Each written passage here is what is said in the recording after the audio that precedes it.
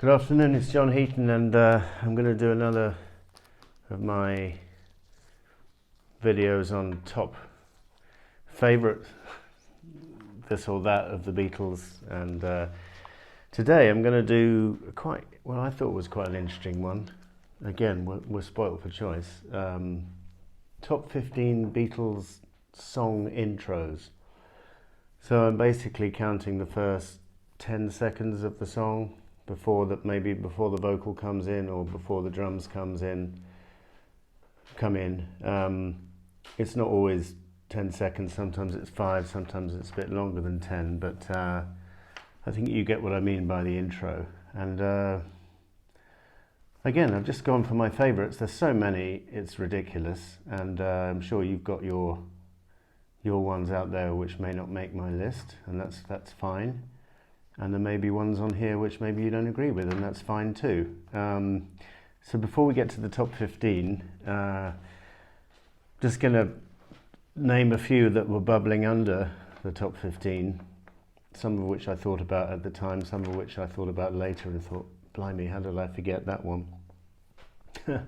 So things like Sgt. Pepper, the title track, I thought was bubbling under. Rain, with the drum entry from Ringo, come together with the superb musicianship of all four.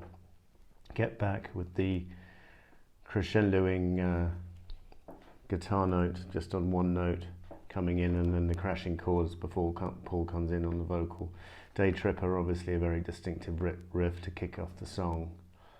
Here, There and Everywhere has a really sweet opening couple of lines before Paul goes into the verse. Lovely Rita is another great opening. Honey Pie from the White Album. So those were a few which didn't quite make the cut. At number, I don't always have the album to show you today, but at number 15 I've got A Hard Day's Night, with that superb chord from George Harrison. So I'm going to show this picture for those period Beatles songs, because this picture is really probably the most iconic, or one of the most iconic pictures from that era, and it's just a fantastic way to start a song. And I used to know what chord it was, and the guitarists out there amongst you will know what it is, but it's not a kind of basic chord or a basic seventh. It's something a little bit intricate. So nice one, George Harrison, if you thought up the chord, which I think you did. Number 14, I've got I Want to Hold Your Hand, and yeah, that made my top middle 8 as well. And the reason I've got it making the top intro is because I like the way it starts with the build-up. The instrumental for the I Get High, not I Get High, that's what Bob Dylan thought they were singing, I Can't Hide section. I think that's a really effective opener for the song. Probably more effective than Say She Loves You, which just kicks off with the chorus. I think it builds it up nicely. So that was number 14. Number 13 we've got from Rubber Soul, I'm Looking Through You. Just a gorgeous little acoustic intro from Paul McCartney. And on the US version of Rubber Soul, interestingly, there's a false start and he has to start again, which adds to its charm, and that's one of the nice things about the US albums, or the US album of Rubber Soul, that false intro, so look out for that if you haven't heard it. Number 12, I've got Drive My Car, from the same album, the UK version of the album at least. It's noticeable how many lead-off tracks I have on my list. This was obviously the lead-off for Rubber Soul, and you'll see I have some lead-off tracks coming up later in the list. It's just a fantastic opener.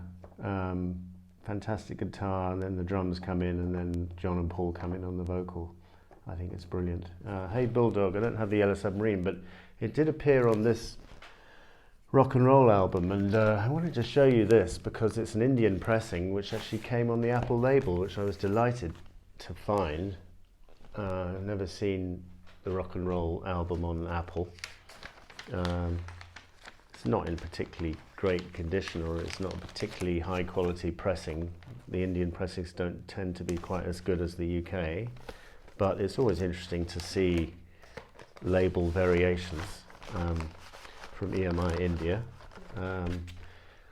So Hey Bulldog, yeah, brilliant. The piano twice over with the riff, then the bass drum from Ringo, and then the bass, just fantastic. The build up in the tension, and Lennon later on in his career said something like a good sounding song which means nothing. So that was pretty high praise by his standards. Love it. Sexy Sadie, great intro to the song after the fade out of Helter Skelter. And as I've said in previous videos, I think when they put the piano on Sexy Sadie, it kind of lifted the song to a new dimension, and that intro is just a perfect one for the song, and I think Paul plays it, and maybe he came up with that intro, I don't know for sure. Number 9, I've got A Day in the Life from Pepper.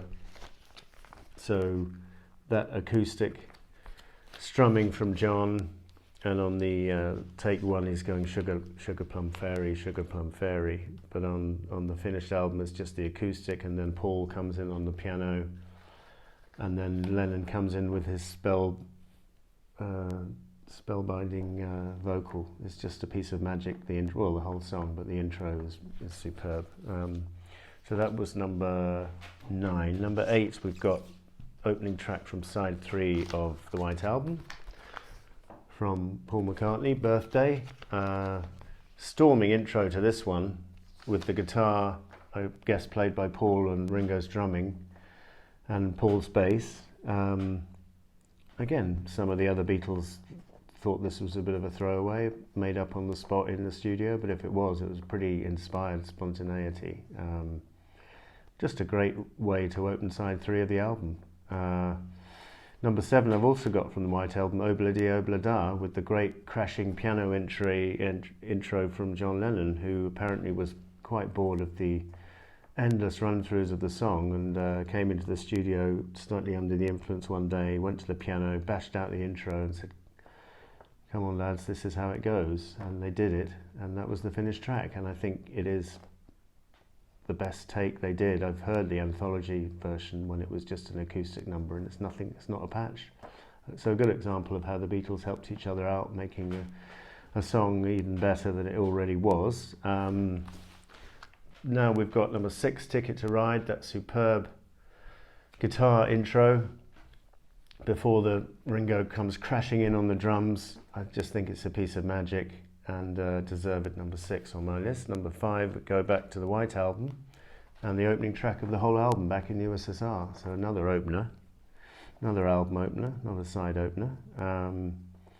Just again, the way you've got the jet engines, you've got the bass guitar, and the guitar's getting louder and louder and louder, and then it comes crashing in with the verse, with Paul's flew in from Miami Beach, BOAC. It's just a perfect intro to any album, and it's a perfect intro to probably my favourite album of all time, so there you go.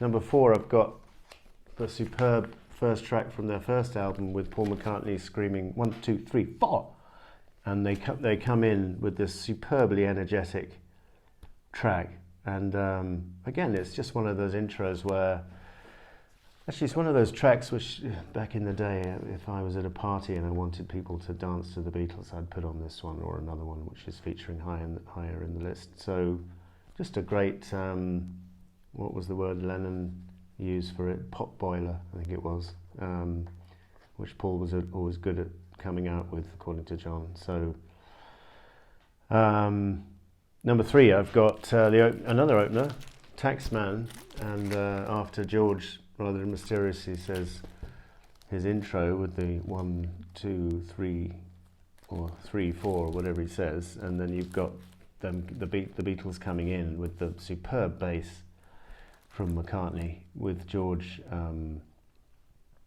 the guitar, and just musicianship of the highest order, and a fantastic opener to a fantastic song. Number 2, I've got from the White Album again, and While My Guitar Gently Weeps, and another example of how the song was improved as it was recorded. They got Eric Clapton in, And then somewhere along the line, Paul McCartney had the idea to do a piano intro, and it absolutely makes this intro brilliant.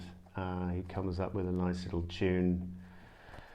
At the beginning, he should be proud of it. George hopefully was grateful for Paul's contribution, because I think it really, this is on top of Lennon shouting "Ay up" at the end of Bungalow Bill, which is already great, and then you get the piano from Paul, and just a great build-up to the song. And obviously it's a fantastic song all the way through, but that intro is a bit of magic in my opinion. Number one, it's a bit controversial because it's not a Beatles song, it's a cover song, but as I said in one of my earlier videos, Twist and Shout is about as good as they got rock and roll wise. It's the go-to track if you want people to get up and boogie at a party. This is the one to put on, because normally I used to find it was easier to get people to dance to the Stones than the Beatles, but I saw her standing there and Twist and Shout this one do the trick normally as well, and just an immensely powerful opening riff,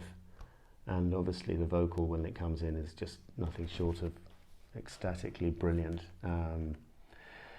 And you know, the Beatles knew this was very powerful because they used it to open the Shea Stadium concert, which was the biggest stadium concert they ever did, and not surprisingly opened with a slightly truncated version of Twist and Shout, but still it was the Twist and Shout number.